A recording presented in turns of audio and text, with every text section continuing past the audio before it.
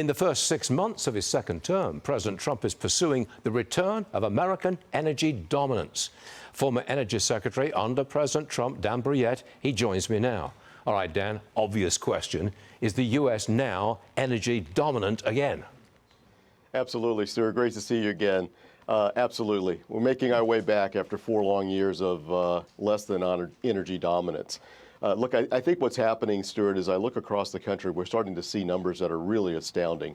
Electricity consumption in 2025, according to the Energy Information Administration, will set a new record. It's going to exceed what we did in 2024. So that's fantastic. What is not keeping up, however, is energy generation, and that's on the electricity side. So what I think the administration is going to be focused on for the next few months is removing some of the environmental burdens that currently exist to the development of the infrastructure that's needed to power this AI demand.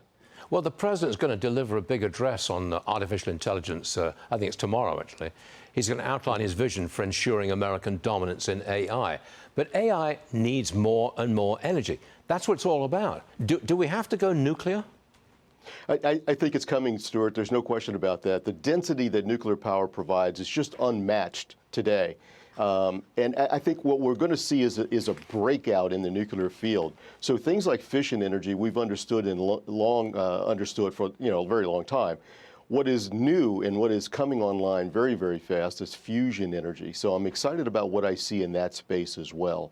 But I think, Stuart, as we think about this, it's not only the generation component of this, it's the infrastructure that's needed to move those electrons to where they need to be. And that's going to be a focus of the administration. Are you talking pipelines now? Drilling and pipelines? We're talking pipelines, we're talking transmission towers for electricity. I think the other thing to keep an eye on is what the administration is going to do with regard to natural gas.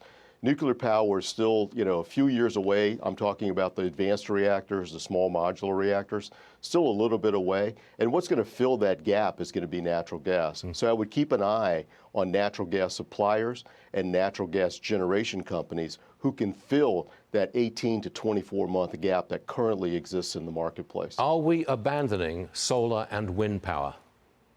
Oh, I don't think we're going to abandon it. We're going to need every electron that we can possibly put our hands on. But there is a realism that is coming to the marketplace.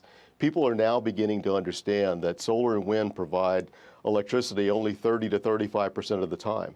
Nuclear, natural gas, coal, other forms of baseload power provide that energy 24/7, 365 days a year. Essentially, the environmentalists have lost the climate argument.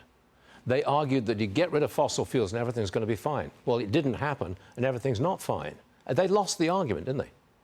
Oh, I think so. I think, again, this energy realism is starting to seep into not only the policymakers, the minds of policymakers, but Americans generally.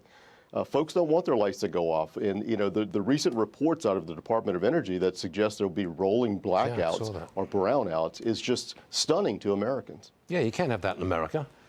This is America. All right. This is America, Stuart. America.